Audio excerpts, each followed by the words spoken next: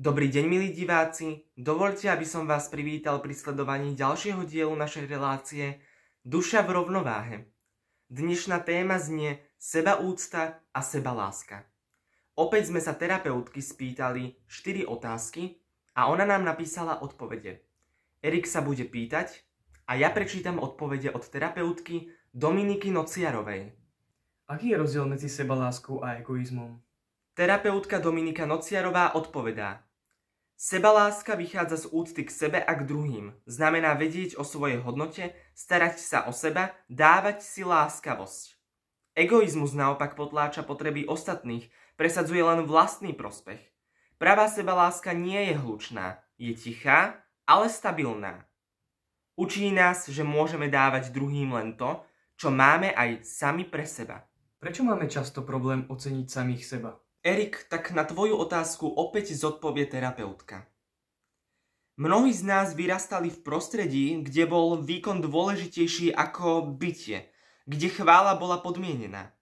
Často si preto nesieme vnútorný hlas, ktorý hovorí: nie som dosť dobrý. A pritom každý človek má hodnotu už len tým, že je. Oceniť sám seba je cesta návratu k svojej podstate. Ako môže nízka sebaúcta ovplyvniť naše rozhodnutia v živote?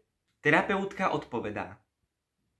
Nízka sebaúcta nás vedie k tomu, že robíme rozhodnutia zo strachu, nie z dôvery. Vyberáme si prácu, vzťahy, prostredie, ktoré nás nevyživuje. Len preto, že neveríme, že si zaslúžime viac. Keď sa však začneme vnímať ako hodnotní, mení sa aj kvalita našich volieb. Dá sa naučiť mať sa rád? A ak áno, tak ako?